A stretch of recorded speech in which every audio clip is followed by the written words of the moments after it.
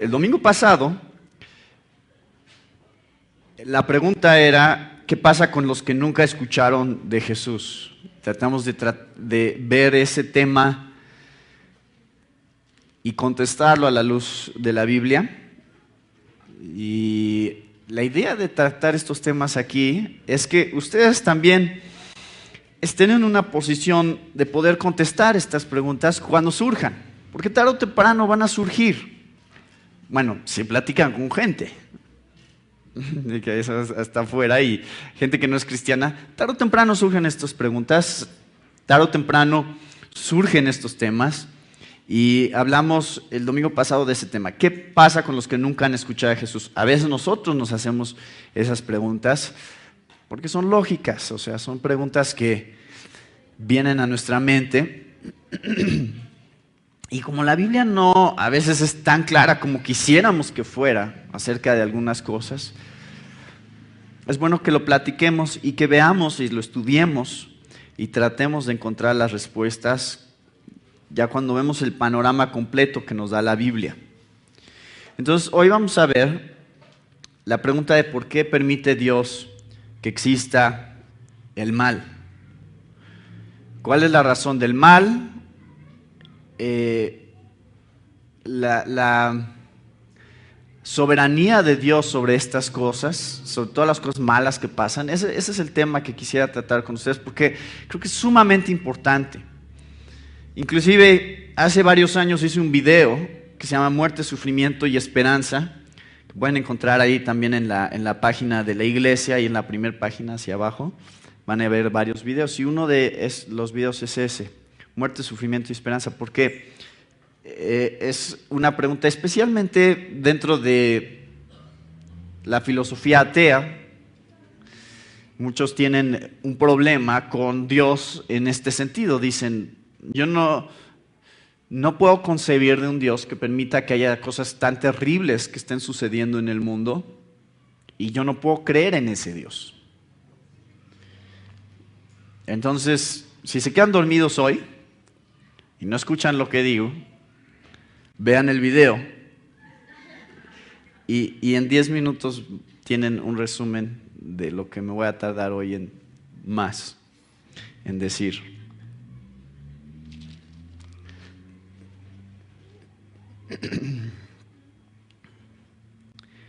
Hay varios tipos de mal y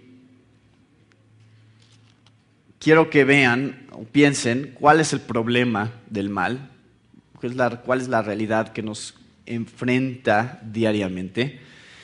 La realidad de que si no has sufrido, si no has experimentado enfermedad, dolor, muerte en tu vida, tarde o temprano sí lo vas a experimentar. Solo es cuestión de tiempo. No es si vamos a sufrir, no es si vamos a morir, no es si va a haber dolor en nuestra vida. Esa no es la pregunta. La pregunta es ¿cuándo vendrá? Todos en algún momento nos enfrentaremos a alguna situación difícil. Y por eso ese es un tema tan importante. Y hay varios tipos de mal que quiero que vean, que nos rodean. Hay lo que conocemos como el mal natural. ¿Cuál sería el mal natural? Mal natural sería, por ejemplo, en 1985 hubo un terremoto aquí en la Ciudad de México en el que murieron miles y miles de personas. Es un mal natural. Sucede, huracanes, tsunamis, terremotos. Ahorita, si ustedes prenden las noticias, en cualquiera de estas últimas semanas y probablemente en las próximas semanas, sin duda van a escuchar acerca del ébola. ¿Verdad? Es lo que está en las noticias todo el tiempo ahorita. Porque es una enfermedad que se está esparciendo rápidamente, se está contagiando rápidamente y están tratando de contenerla y están tratando de tener cuidado a qué países entra, porque Tenemos miedo de una situación apocalíptica en la que de repente ya la gente se está contagiando a un nivel más rápido del que se puede controlar. Y ha pasado en otras épocas, no sería algo nuevo. Ha habido épocas en las que inclusive por influenza o por otras cosas así, mucha gente ha muerto. Entonces, no sería la primera vez en la historia que miles de personas mueren por algo que ni siquiera puedes ver con tus ojos, sino un microscopio. Algo tan pequeño, un virus que entra a tu cuerpo y te mata. Imagínense. Vivimos en un mundo muy frágil. Nuestra vida es algo muy frágil.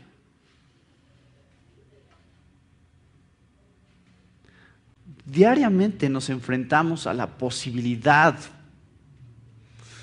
de dolor y de enfermedad. Entonces, tenemos el mal natural, que es un mal que no controlamos. El ser humano no tiene ninguna autoridad sobre este tipo de mal. Lo único que podemos hacer es tratar de sobrevivir ante lo que llega. También tenemos lo que se conoce como un mal moral. Obviamente el mal moral sabemos que se origina en el ser humano, tiene que ver con la moral humana y es cuando una persona hace algo a otra persona y lo llamamos mal. Una violación, un homicidio, un abuso, injusticia, mal moral, porque yo digo, yo te voy a hacer esto, yo escojo hacerte esto y aunque te dañe, porque me conviene, lo voy a hacer.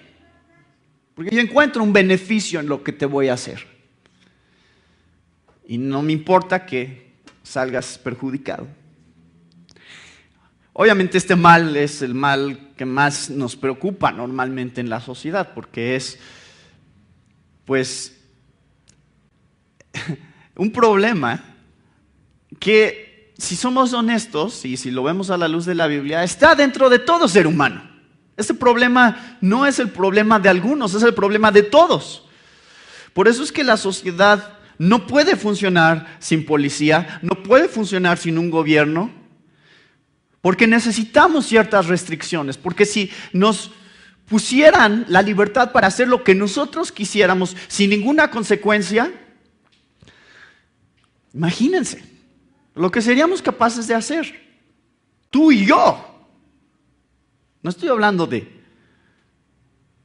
pandilleros o grafiteros, o sea, estoy hablando de nosotros, todos. Piensen ustedes, ¿qué es lo que ustedes harían, o más bien que no hacen, nada más por las consecuencias que conlleva? Pero si no hubiera consecuencias, si no hubiera ninguna consecuencia de tus verdaderos deseos, de lo que tú realmente quieres, ¿qué es lo que serías capaz de hacer? ¿Lo han pensado? Somos capaces de mucho mal. Y la sociedad tiene este problema, toda sociedad tiene este problema. También existe el mal sobrenatural del que leemos en la Biblia. Este es un mal que no es tan evidente, pero ustedes pueden hablar con un satanista o alguien que esté involucrado en el ocultismo y vas a dar testimonio de que sí existe un mal sobrenatural. Una vez estábamos evangelizando y platicábamos con unos jóvenes y me decían, ¿cómo sé que existe Dios?, me decía. Y cuando me decía por qué lo planteaba de esa manera, él me decía, es que yo sé que existen los demonios y yo sé que existe Satanás, porque eso sí lo he visto, pero a Dios nunca lo he visto. O sea, sé que existe el mal. Lo que yo le dije es, bueno, tú sabes que si has visto este lado, debe de existir este lado, no importa que no lo has visto. Y la Biblia nos habla sobre esa realidad, la realidad de un mundo sobrenatural en el que existe el mal y seres espirituales que se rebelan contra la voluntad de Dios. Bueno, ¿cuál es el problema de todo esto? ¿Con qué se enfrentan cuando hablan con alguien sobre el mal? Especialmente si es ateo o agnóstico.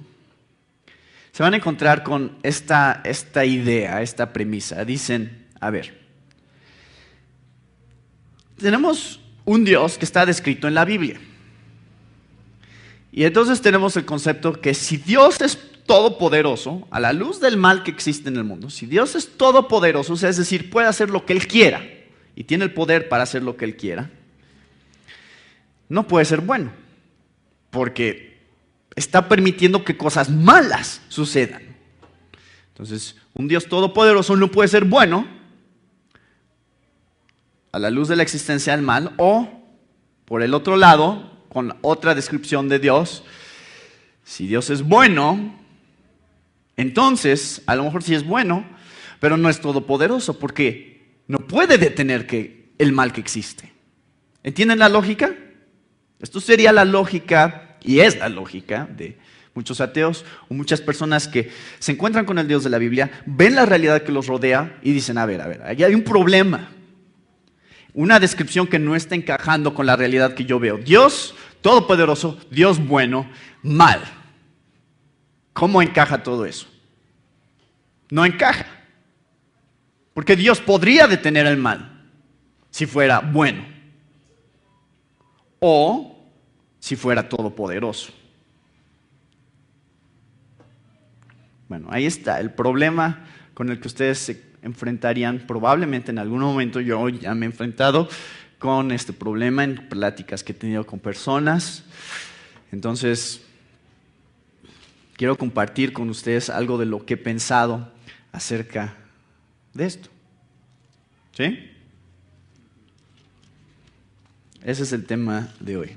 Ya les planteé la realidad que nos rodea, el problema que nos rodea. Y para ir un poco más rápido, quiero leerles algunos pasajes en la Biblia. Para que todavía sientan más tensión sobre el problema, para que todavía sientan mayor angustia acerca de esto. ¿Qué dice la Biblia acerca de Dios? Yo los voy a confrontar con el hecho de que tienen un Dios descrito aquí en la Biblia y tienen que decidir si realmente creen que así es Dios, o si van a cuestionar a este Dios y van a decir, no, este Dios no puede existir. Es imposible que exista, porque la realidad de lo que me rodea no concuerda con este Dios. ¿Sí? Entonces yo les voy a mostrar que la Biblia dice que Dios es todopoderoso, número uno. Y aquí, esta es la razón por la que vamos a ir rápido. Ni siquiera los alcanzan a leer probablemente, pero esos son varios de los pasajes que quiero nada más darles este panorama. Apúntenlo si quieren, pero escuchen especialmente. Si se toca la trompeta en la ciudad, no temblará el pueblo. Si sucede una calamidad en la ciudad, ¿no la ha causado el Señor? Amos 3:6. Daniel 4:35. Y todos los habitantes de la tierra son considerados como nada, mas Él actúa conforme a su voluntad. En el ejército del cielo y entre los habitantes de la tierra, nadie puede detener su mano ni decirle, ¿qué has hecho? Primera de Crónicas 29. Versículos 11 al 12. Tuya es, oh Señor, la grandeza y el poder y la gloria y la victoria y la majestad. En verdad, todo lo que hay en los cielos y en la tierra, tuyo es el dominio, oh Señor, y tú te exaltas como soberano sobre todo. De ti proceden la riqueza y el honor. Tú reinas sobre todo y en tu mano están el poder y la fortaleza y en tu mano está engrandecer y fortalecer a todos. Salmo 115, versículo 3. Nuestro Dios está en los cielos. Él hace lo que le place. Ved ahora que yo soy el Señor y fuera de mí no hay Dios. Yo hago morir y hago vivir. Yo hiero y yo sano. Y no hay quien pueda librar de mi mano. Deuteronomio 32:39. Y el Señor le dijo: ¿quién ha hecho la boca del hombre? ¿O quién hace al hombre mudo o sordo, con vista o ciego? ¿No soy yo el Señor? Éxodo 4:11. Y llamó al hambre sobre la tierra, quebró todo sustento de pan. Salmo 105, versículo 16. Segunda de Reyes 17:25. Y aconteció que como al principio de habitar ellos ahí, no temieron al Señor, el Señor envió leones entre ellos que mataron a muchos de ellos. Lamentaciones 3:37 al 38. ¿Quién es aquel que habla y así sucede, a menos que el Señor lo haya ordenado? ¿No salen de la boca del Altísimo tanto el mal como el bien? Job 23:13 al 14. Pero Él es único, ¿y quién le hará cambiar? Lo que desea su alma, eso hace. Porque Él hace lo que está determinado para mí, y muchos decretos como estos hay con Él. Salmos 33, versículos 9 al 11. Porque Él habló y fue hecho, Él mandó y todo se confirmó. El Señor hace nulo el consejo de las naciones, frustra los designios de los pueblos. El consejo del Señor permanece para siempre, los designios de su corazón de generación en generación. Isaías, Salmo 103, versículo 19. El Señor ha establecido su trono en los cielos y su reino domina sobre todo. Isaías 14:27, si el Señor de los ejércitos lo ha determinado, ¿quién puede frustrarlo? Y en cuanto a su mano extendida, ¿quién puede volverla atrás? Isaías 45, versículos 5 y 7. Yo soy el Señor y no hay ningún otro. Fuera de mí no hay Dios. Yo te ceñiré, aunque no me has conocido, para que se sepa que desde el nacimiento del sol hasta donde se pone, no hay ninguno fuera de mí. Yo soy el Señor y no hay otro. El que forma la luz y crea las tinieblas, el que causa bienestar y crea calamidades. Yo soy el Señor, el que hace todo esto.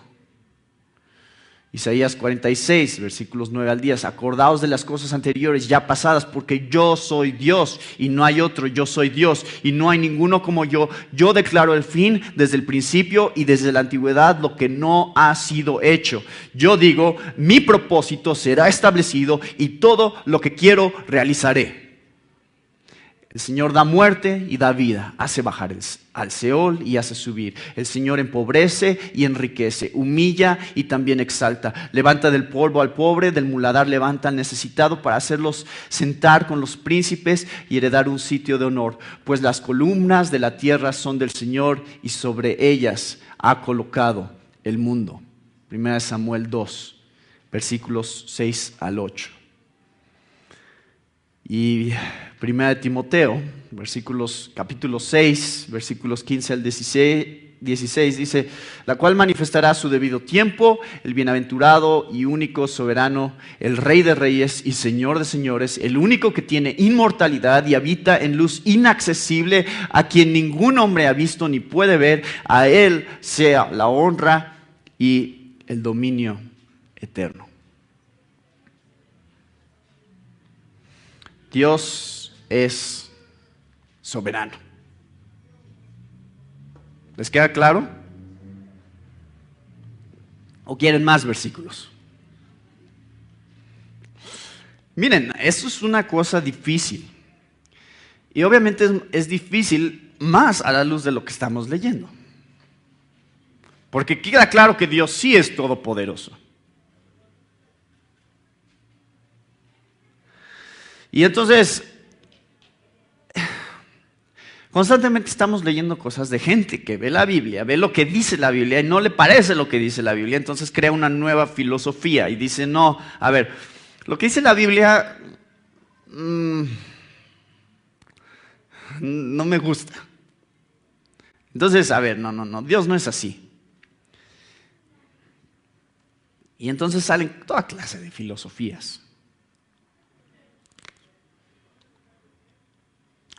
Desde unas como la ciencia cristiana. ¿Han escuchado ciencia cristiana? Bueno, hay una secta que se llama así, ciencia cristiana. Pero es como el desierto de los leones. No es desierto, no hay leones. Ciencia cristiana no es ciencia y no es cristiana. Lo mismo. En la ciencia cristiana dicen, no, es que, bueno, la solución es muy simple. El mal no existe. El mal es una ilusión. Es una ilusión, no existe el mal. Bueno, número uno, eso va en contra de lo que dice la Biblia. El mal es algo muy real. Si no, Cristo no hubiera tenido que morir. Pero número dos es que tarde o temprano te vas a enfrentar con algo que no puedes llamar una ilusión. ¿No? O sea, esa persona que dice que el mal es una ilusión, el día que secuestren a sus hijos, no va a decir, es una ilusión, que esto está mal. No está realmente mal. No va a decir, no, sí está mal, claro que está mal. Tú no puedes hacer eso. Entonces es muy difícil en la vida real vivir esa filosofía.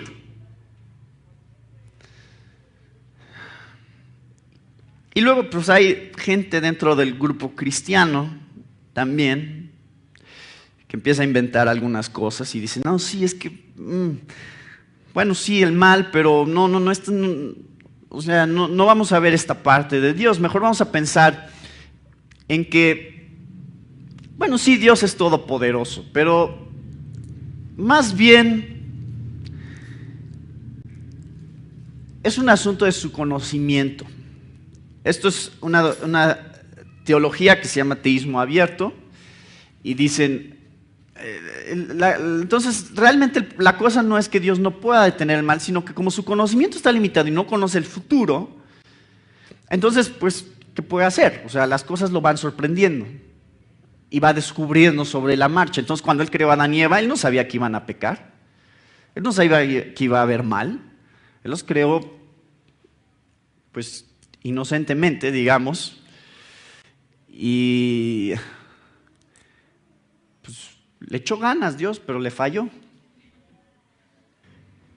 Empiezan a salir todas estas filosofías y de repente, y la más común es decir, no es Dios, es el hombre el problema.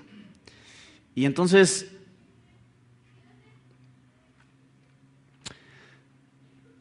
Dios, como valora tanto el libre albedrío del hombre, entonces dice, lo importante es que el hombre pueda escoger. Entonces, voy a tener que tolerar el mal para poderle dar libre albedrío al hombre y porque ese es el valor supremo.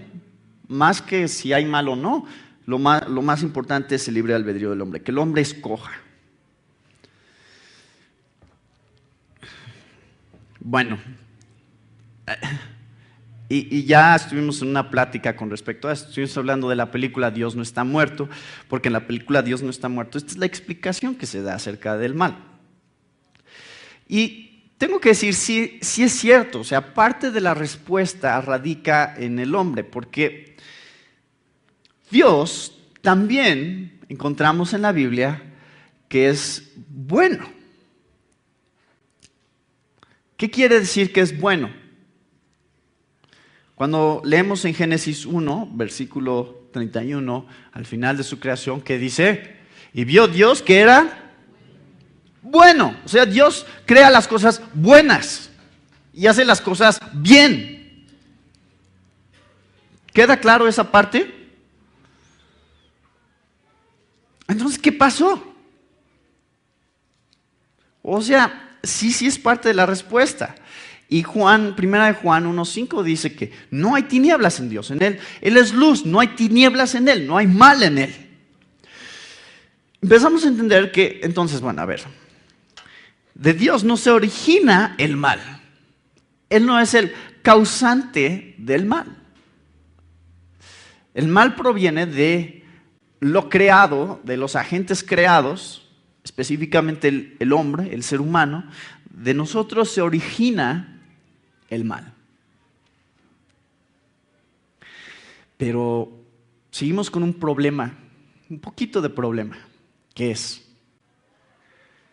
Dios nos creó sabiendo que lo haríamos y que existiría el mal. Y aún así nos creó. Y no pudo haber creado Dios a un ser humano capaz de decidir, pero que solo pudiera decidir lo correcto. ¿No podría haber hecho Dios eso? A ver, Adán y Eva, ahí está. Pero no hay ningún árbol en medio del huerto con el que puedan desobedecer. Simplemente, ¿no? O sea, son libres, sí, pero no les voy a dar la opción de desobedecer. O sea, si yo le digo a mis hijos, no agarren eso, y lo dejo ahí, en vez de guardarlo, ustedes dicen, ¿no sería más fácil que nada más lo guardes? Y digas, no se los enseño, no les doy la opción de agarrarlo. ¿Entienden cómo nuestra mente, o sea, esta es nuestra lógica? Yo nada más les estoy mostrando todos los procesos lógicos a través de los cuales empezamos a pasar cuando empezamos a analizar estas cosas. Así es nuestra mente y debemos de pensar y debemos de tratar de razonar y tratar de entender qué es lo que nos está diciendo la Biblia. A ver, Dios, tú pusiste a Adán y Eva ahí, pusiste un árbol ahí, en medio del huerto, y les dices, no coman, pero tú sabías que iban a comer. Tú sabías que lo iban a hacer. Y no nada más eso, Satanás en algún momento también ya se había rebelado contra ti. ¿Y qué hace? No le dices a Satanás, no vayas a ir al huerto, ya, tú te rebelaste, a ver, tú te haces para acá, deja a Adán y Eva solos. No, todavía le das permiso a Satanás para que vaya y tenga una conversación con Eva y la convenza de pecar. Y tú sabías que eso iba a pasar, Dios. ¿Entienden el problema con el que nos estamos enfrentando? No es tan sencillo, no es una respuesta que se contesta tan fácilmente diciendo, pues que el hombre es libre y ya. Hay más aquí, algo más profundo que Dios está tratando de hacer, que Dios nos está tratando de mostrar. ¿Lo ven? ¿Están siguiendo todo este razonamiento conmigo? No nada más deja a Dios que Satanás engañe a Eva en el huerto, sino que después deja que Satanás siga estando libre. No lo restringe. No dice, a ver, Satanás, ya se acabó tu momento, ya hiciste suficiente daño, haciendo que todas las generaciones de toda la humanidad ahora nazcan bajo pecado y sean condenadas. Ya, a ver, Satanás, se acabó tu tiempo. No. Pasan miles y miles y miles y miles de años y Satanás sigue estando suelto. Dios, ¿qué estás haciendo? Como que tu manera de hacer las cosas no es tan sabia como lo haría yo.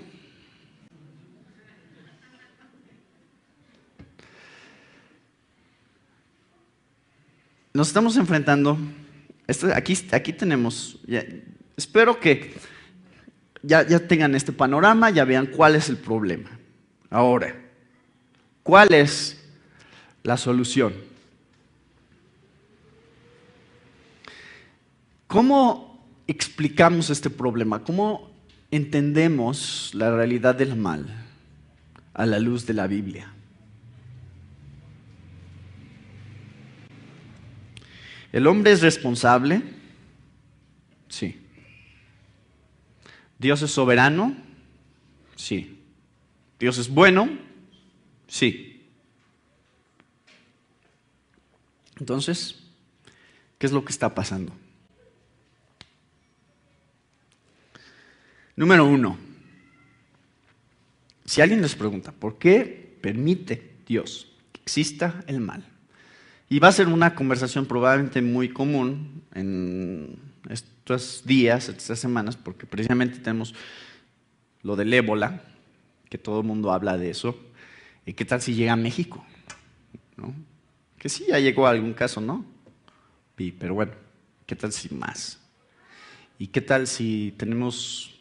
¿Se acuerdan cuando hace unos años nos hicieron ponernos cubrebocas a todos y entró un pánico en la ciudad de que donde quiera que fueras te podían contaminar y contagiar y venía de... ¿Qué? ¿Cómo era? El cerdo, ¿no? De la influenza de... Bueno, pero sobrevivimos. Algo más podría suceder y esta conversación la podrían estar teniendo mucho más pronto de lo que creen. ¿Qué dice la Biblia? ¿Por qué existe el mal? Número 1. Ya leímos algunos pasajes, hay más, pero la primera respuesta es: Dios quiere que exista el mal. Dios quiere. Si Él no quisiera, Él pudo haber destruido este mundo hace mucho tiempo, Él pudo haber encerrado a Satanás hace muchísimo, y tú y yo ni siquiera tendríamos que estar aquí. Algo está pasando en la mente y en el plan de Dios que nosotros no entendemos, en el cual ha diseñado la historia de tal manera que exista el mal sin Él ser el causante y el origen del mal, pero tener completo control sobre de Él. Dios controla el mal, tiene el control sobre todo el mal.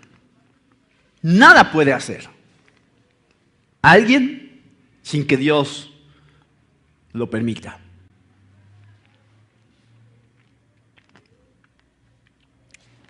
Yo no les estoy diciendo esto porque es lo que quiero decirles. Yo les estoy diciendo esto porque la Biblia dice esto.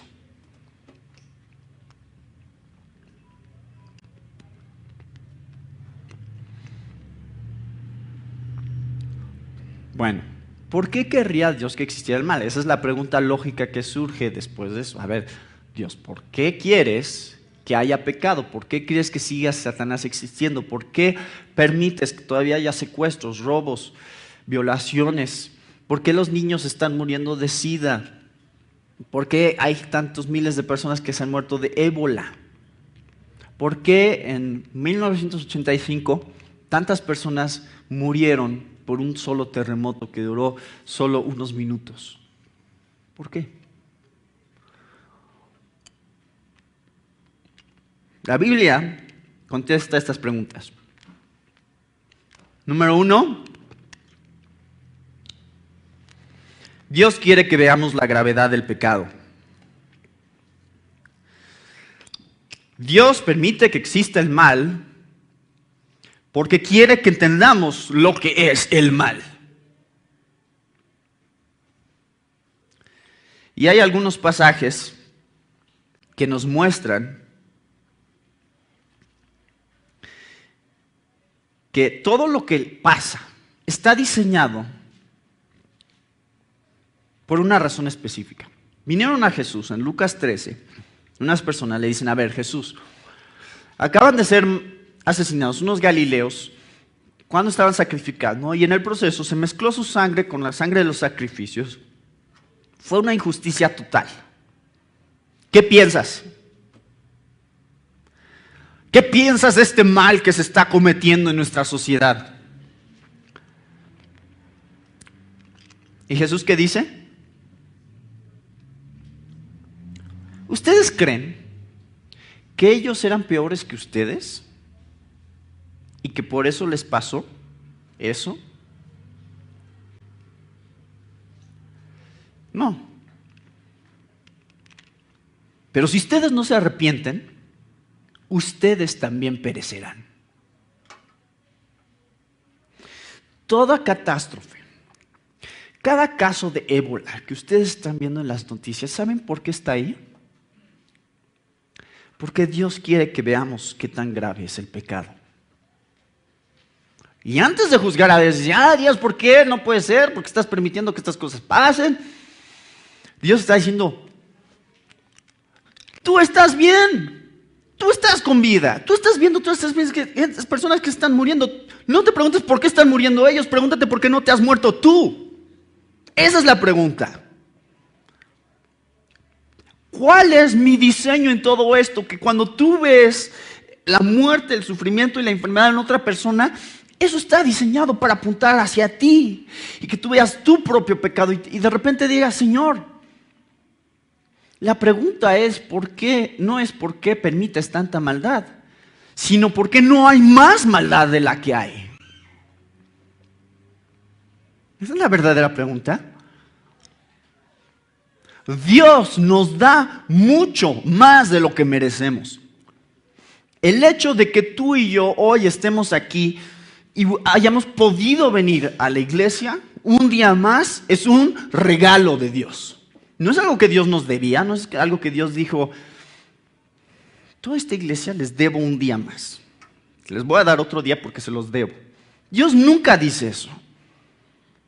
Dios ha escogido por su misericordia dejar que otra vez estemos aquí. Entonces el mal está diseñado por Dios dentro de la historia de la humanidad para que veamos qué tan serio y qué tan grave es el pecado. La torre de Siloé está ahí también en Lucas 13. ¿Por qué cayó esta torre sobre ellos y los mata? La misma respuesta nuevamente da Dios. No pregunten por qué les pasó a ellos. Pregúntense por qué yo no he acabado con ustedes todavía por su pecado. Ustedes arrepiéntanse. Y Romanos 2, versículos 1 al 5 nos muestran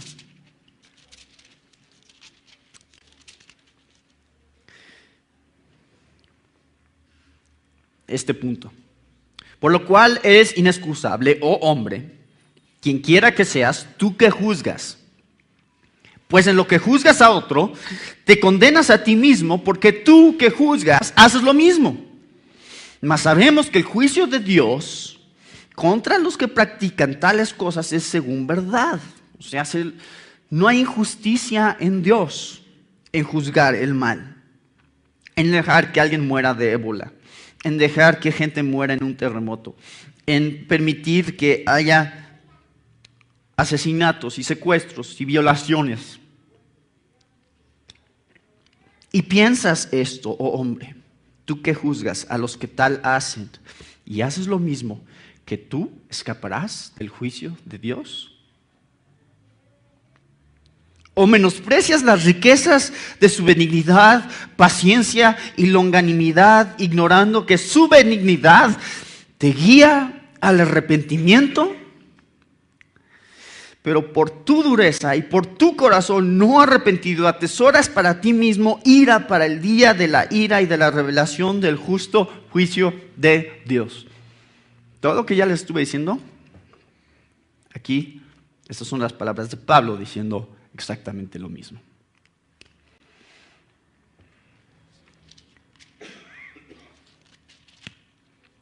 Dios quiere que veamos la gravedad del pecado. Y por eso es que leemos en Romanos 5,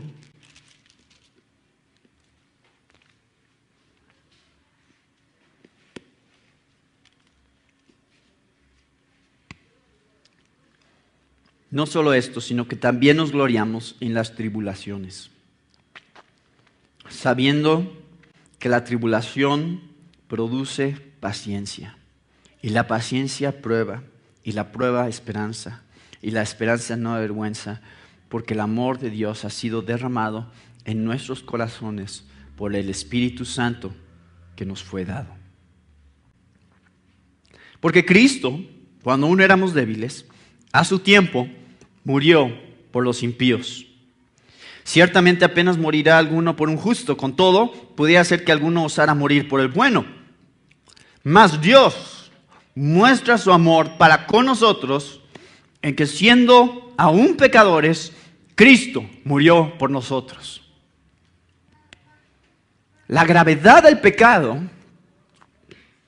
queda evidente en el hecho de que Jesús tuvo que venir a esta tierra, morir, el Hijo de Dios encarnado, morir por nosotros. Así de grave es el pecado. Por si no te queda claro, cuando ves un terremoto o una enfermedad o una injusticia, que el pecado es algo grave, te lo voy a mostrar diciéndole a mi propio Hijo que muera por ti y por ese pecado. ¿No crees que es grave? Claro que es grave, porque si no el Hijo de Dios no hubiera tenido que morir, si no fuera grave. Entonces, Dios tiene un plan que muestra qué tan grave es el pecado. Número 3, el mal existe porque Dios quiere que aprendamos a depender de Él. Hay una realidad que encontramos en la Biblia con respecto al mal. Y es el hecho de que nuestro pecado llevó a Jesús a la cruz. Y esa muerte en la cruz estaba diseñada por Dios. Era el designio de Dios. La maldad más grande cometida en toda la historia del universo, dice Hechos 2, 22 y 23, fue diseñada por Dios. Nuestro pecado lo llevó a la cruz, pero Dios quiso que así fuera. Y Hechos 4, 27 al 28. Entonces, cuando Dios muestra su amor de esa manera, diciendo, diseñé este plan, diseñé que la maldad más grande de todo el mundo, cometida sobre de mi Hijo, fuera desplegada de una manera tan evidente en la cruz. Cuando hice todo eso, yo quería que ustedes aprendieran que no se trata de lo que ustedes pueden hacer, se trata de lo que yo puedo hacer por ustedes, porque yo los creé. Ustedes no tienen nada que ofrecerme, ustedes tienen que depender de mí, eso es lo mejor que pueden hacer. Y en la cruz es el mejor lugar para entender eso, es el mejor lugar para ver que Dios es un Dios absolutamente necesario para la salvación del hombre. Y dice Hebreos 4:15 que no tenemos un sumo sacerdote que no pueda compadecerse de nuestras debilidades, sino uno que fue tentado en todo, pero sin pecado. Entonces, imagínense, es increíble. Tenemos un Dios que conoce sufrimiento. O sea, no solamente es un Dios que está en control sobre el sufrimiento y el dolor y la muerte y el mal sobre del mundo. Y ese es el problema, o sea, la caricatura que se pinta de Dios, especialmente por los ateos, es esa. Es un Dios que está desde allá arriba diciendo, ay, veo cómo sufren todos y no me importa. La Biblia pinta otro cuadro muy diferente, que es un Dios que se hace hombre y que sufre el dolor de clavos, lanzas, látigos, espinas, y da su sangre y dice, miren, yo también conozco lo que es el sufrimiento, y para que vean cuánto los amo y para que ustedes vean su necesidad de mí y dependan de mí, quiero que vean que yo entiendo su dolor y yo entiendo su sufrimiento. Por eso estoy muriendo por ustedes. No es un Dios ajeno a este dolor y esta situación que nosotros vivimos todos los días. Él la entiende perfectamente. Él la entiende perfectamente. Dice, yo sé lo que estás viviendo. No creas que estoy aquí arriba nada más siendo indiferente ante todas las situaciones que tú vives día tras día. Entonces, tenemos un Dios que conoce sufrimiento. Por eso podemos depender de Él en nuestro sufrimiento. No seamos tan rápidos en criticar el hecho de que Dios ha permitido un mundo de dolor. ¿Saben quién es probablemente el personaje, uno de los personajes que más sufrió en toda la Biblia? Job. Imagínense que tienen mucho dinero, tienen muchas posesiones, tienen muchos negocios, todo les está yendo perfectamente bien, una muy buena relación familiar y en un solo día pierden todos sus negocios, todos sus hijos y después, no solamente después de disfrutar de buena salud, la pierden, sino que pasan mucho sufrimiento en una nueva enfermedad que hace que se tengan que rascar las llagas con piedras para satisfacer la comezón tan severa. Es un hombre que conoce sufrimiento, podríamos decir. Y él está tentado en un momento de su vida a decirle a Dios, ¿por qué Dios? ¿Por qué me haces esto? No estás siendo justo. No sabes lo que estás haciendo. Job en un momento lo llega a pensarlo, llega a sentir. Obviamente. Imagínense, pónganse en su lugar. Y ya estudiamos este libro, pero quiero recordarles algo de lo que pasa aquí en esta historia de Job. Job 38 al 42 es la respuesta que Dios le da a Job. Obviamente es largo, no vamos a leer todo lo que dicen estos capítulos, pero Dios le empieza a hacer una lista enorme de preguntas a Job, como por ejemplo,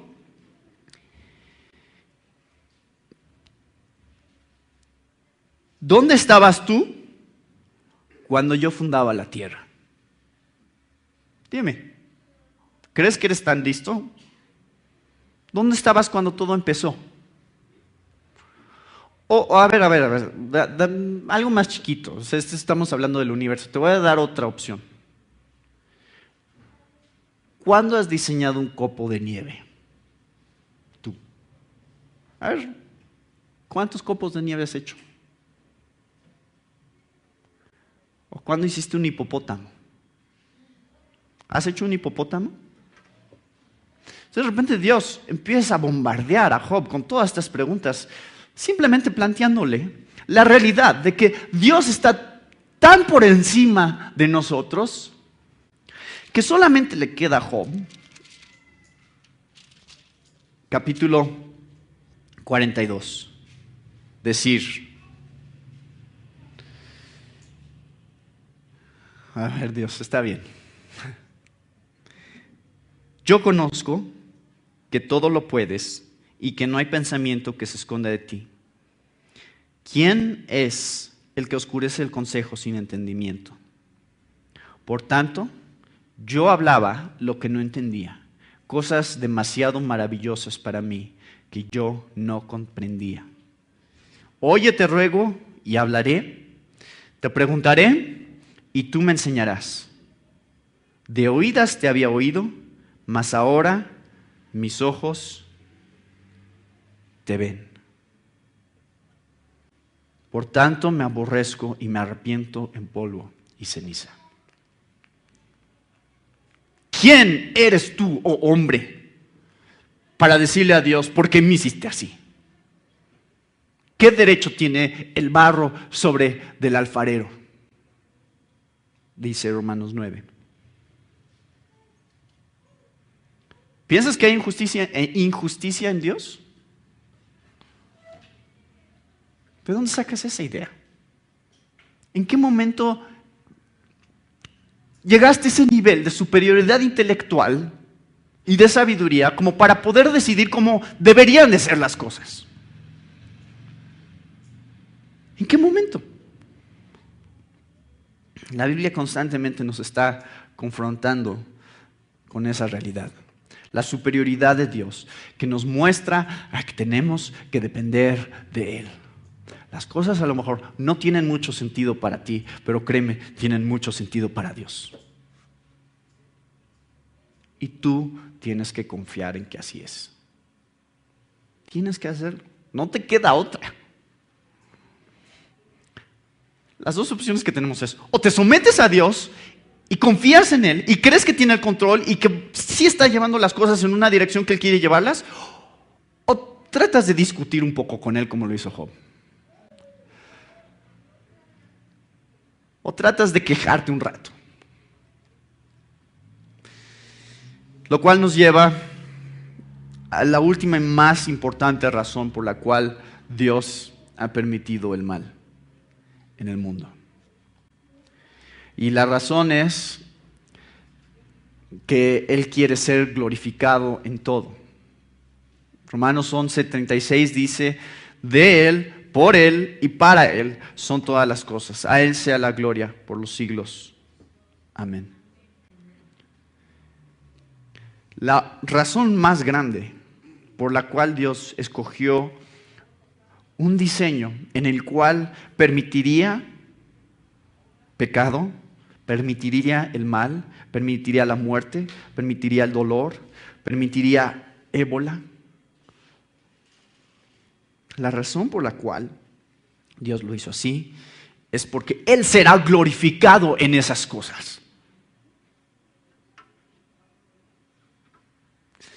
Vean lo que dice Romanos 9:22. Esto está en el contexto de lo que yo ya les estaba diciendo acerca del barro y el alfarero. Romanos 9:22 muestra la razón por la cual Dios permitió desde un principio que hubiera, fíjense toda la cadena, Dios permite que haya hambre donde estaban Jacob y sus hijos, lo cual los lleva a Egipto porque José ya estaba ahí y los invita a ir porque dice, donde ustedes están no hay comida, pero nosotros ya nos preparamos, sí tenemos comida, vénganse para acá. Pero si quisiéramos todavía nos podríamos regresar un poco más, ¿verdad? ¿Por qué Dios permitió? Pero ¿por qué entonces permitió Dios que José fuera vendido por sus hermanos como esclavo? ¿No era eso mal? Sí era mal. No es bueno vender a tu hermano como esclavo.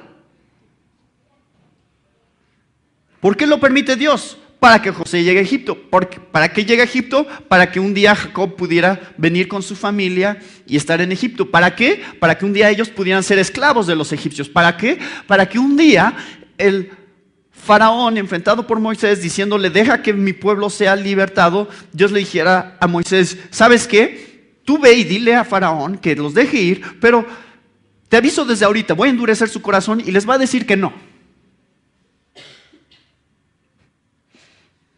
Bueno, ok Dios, ahí voy, lo hace. Pasó una plaga, 2 plagas, 3 plagas, 4 plagas. ¿Cuántas plagas pasaron? 10 plagas. ¿Cuántas plagas quería Dios que pasaran? 10. Él quería 10. Por eso pasaron 10. Si Él hubiera querido una, hubiera sido una. ¿Y por qué quería 10? Porque la 10ª plaga tenía que ver con una cosa que se llama Pascua, que era un cordero que ellos tendrían que matar, derramar su sangre, ponerlo sobre el dintel de la puerta y si tú hacías eso, decía, el ángel de Jehová pasará y si esa sangre ha sido derramada por ese cordero, entonces el primogénito no morirá. Y ese cordero sería el símbolo más grande de todo el Antiguo Testamento de quién iba a ser Jesús y de lo que Él iba a hacer. ¿Se dan cuenta? Entonces, la Biblia nos dice, por esta razón, versículo 22, ¿y qué? Si Dios, queriendo mostrar su ira y hacer notorio su poder, soportó con mucha paciencia los vasos de ira preparados para destrucción. ¿Para qué? Para hacer notorias las riquezas de su gloria.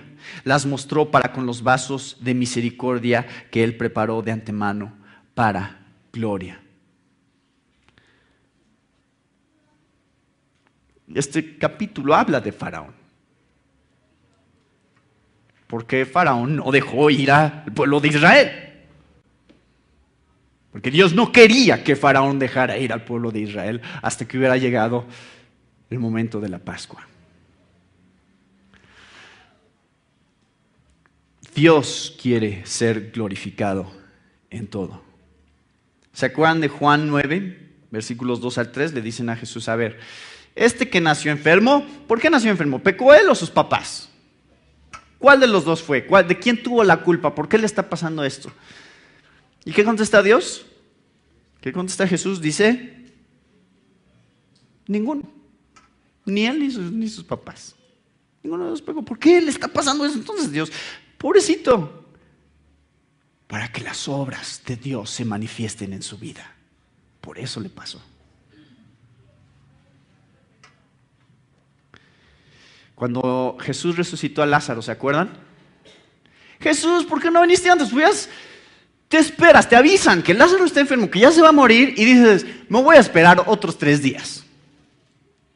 ¿Por qué? Pues para que se muera. Por eso me voy a esperar. Si hubieras llegado antes, Jesús no se hubiera muerto. Hubieras podido evitar que se muriera. ¿No era esa la mejor opción?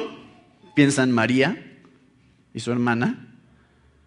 Dicen, a ver, Dios, Jesús, es un poquito de razonamiento aquí. Humano. ¿Y qué dice Jesús? Ese pasaje explica cuando Él decide esperarse. ¿Por qué decidió esperarse? Para que el Padre fuera glorificado. Esa era la razón. Voy a dejar que Lázaro se muera porque yo quiero hacer algo. Y si yo quiero hacer algo, lo hago. Punto. Y yo sé por qué. Porque mi gloria es más importante que lo que tú crees que es importante. Es así de sencillo para Dios, ¿eh? No es tan complicado. Dios no tiene problema. Y miren, esta es la cosa. Nosotros nos empezamos a poner nerviosos acerca de esta cuestión del mal y cómo explicarle, cómo dar respuestas. Y queremos excusar a Dios, queremos defender a Dios y queremos buscar maneras de decir, no es culpa de Dios, eso no es Dios, no le eches la culpa a Dios. Tratamos de hacer eso y Dios dice, a ver, ¿quién no me tienen que defender? ¿Por qué me tratan de defender? Lean su Biblia. Yo no estoy tratando de defenderme, no estoy tratando de excusarme, estoy diciendo, sí pasa porque yo quiero que pase. Eso estoy diciendo. Dejen que Dios diga eso, si es lo que Él quiere decir. No traten de encontrar respuestas y excusas para Dios. Si Él está tratando de ponerse en esa posición, decir, yo estoy en control. Yo sé cada cosa que pasa, cada cabello que se cae de su cabeza. Yo tengo el control. Se cae un pajarito del árbol porque se enfermó por la contaminación.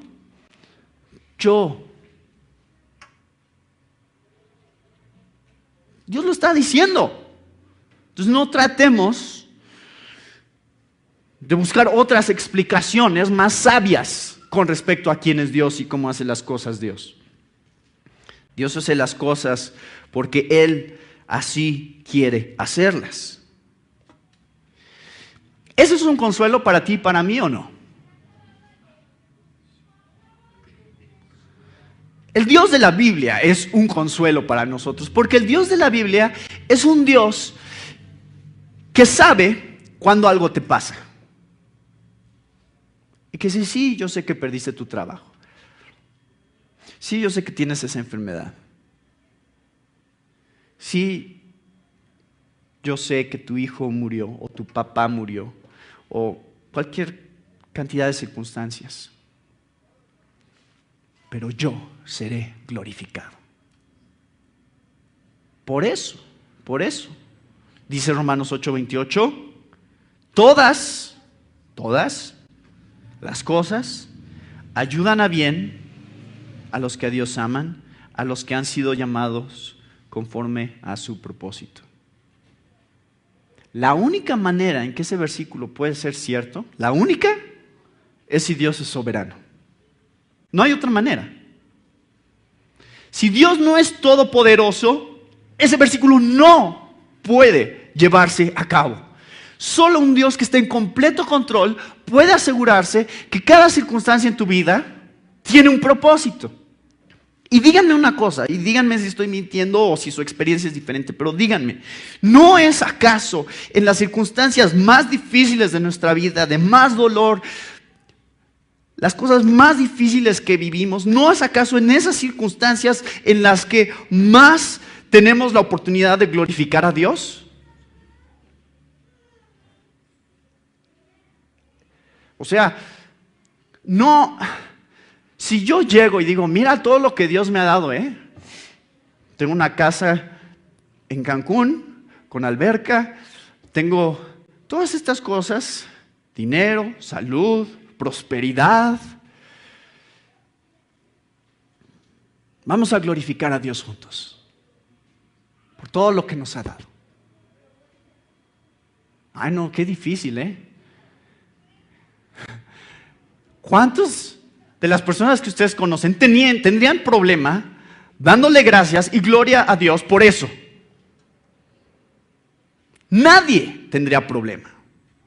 Pero cuando ven a un cristiano que lo ha perdido todo, alguien como Job, que ya no tiene nada, que está en el punto más bajo al cual puede llegar, y dice, el Señor da y el Señor quita, bendito sea el nombre del Señor. Eso requiere un corazón nuevo. Y eso realmente muestra que la obra de Dios está dando fruto en la vida de alguien. O sea, esas son las circunstancias que más glorifican a Dios, más. Por eso Dios ha permitido un mundo con muerte y sufrimiento y dolor, porque Dios es más glorificado en un mundo con muerte y sufrimiento y dolor, porque nos obliga a voltear hacia Él, porque Dios dice, a ver, voy a desplegar mi amor. ¿Y cómo voy a desplegar mi amor? Dejándoles que vean lo que es la falta de amor y el odio. Voy a desplegar mi misericordia y mi perdón. ¿Y cómo voy a hacer eso? Mostrándoles que el pecado existe y que es una transgresión contra mí y que es grave. Y en eso va a brillar más mi perdón y mi misericordia y mi gracia. Dios ha escogido el plan de la humanidad en el cual Él será más glorioso. Y al final, el final ya está escrito. Apocalipsis 15. El final está escrito, el final es: todas las cosas terminarán para la gloria de Dios. Y cuando Él destruya finalmente a Satanás y lo encierre en el lago de fuego, y cuando diga, ahora sí, ya no habrá más llanto, ahora sí, ya no habrá más dolor, limpiaré toda lágrima de sus ojos. Cuando Él haga eso, su gloria brillará más grande a la luz de un periodo de historia temporal en el cual permitió que hubiera dolor y llanto y sufrimiento. En el momento en que Él limpie esas lágrimas, su amor y su misericordia y su poder sobre del mal se verán de una manera que no se habrían visto si no hubiera existido esta temporada de mal en el mundo. ¿Entienden? ¿Tiene sentido todo esto a la luz de la Biblia? O sea, yo estoy meditando sobre estas cosas día tras día, mes tras mes, pensando, Señor, yo sé que tarde o temprano en nuestra iglesia vamos a vivir cosas difíciles. Ya hemos vivido cosas difíciles, pero vienen más. Vienen más. Y el día que ustedes vivan una situación difícil, Yo no quiero tener que recorrer todos estos versículos con ustedes. Por eso se los estoy diciendo hoy. Para que ustedes ya tengan ese fundamento. Necesitamos estar preparados como iglesia para las cosas más tristes y duras y dolorosas que llegaremos a enfrentar. Y cuando pierdan a un ser querido, cuando les diagnostiquen cáncer, cuando pierdan su trabajo, yo solo tengo que llegar y llorar con ustedes. No tengo que decir nada. Porque ustedes ya saben lo que dice la Biblia. Ese es nuestro trabajo como iglesia. Tener el fundamento que necesitamos antes de que sea demasiado tarde. La Biblia nos está explicando por qué existe todo lo que existe. Y como iglesia, estamos buscando domingo tras domingo tratar de entender eso para enfrentar la vida real. No vivir en un mundo aquí de fantasía pensando, no, todo está bien. La Biblia dice que todo va a estar bien. La Biblia dice que nada te va a pasar. No, la Biblia no dice eso. La Biblia dice que sí vas a sufrir. En el mundo tendréis aflicción, pero confiad, yo he vencido al mundo. Romanos 8:18, considero que las aflicciones del tiempo presente no son comparables con la gloria venidera que en nosotros ha de manifestarse. La Biblia nos confronta con la realidad de un mundo caído. Y Romanos 8 es probablemente el capítulo más explícito acerca de eso. Y de la realidad de que si tú eres de Dios, no hay ninguna cosa, ni en el cielo, ni en la tierra, ninguna cosa creada que nos puede separar del amor de Dios que es en Cristo Jesús, Señor nuestro.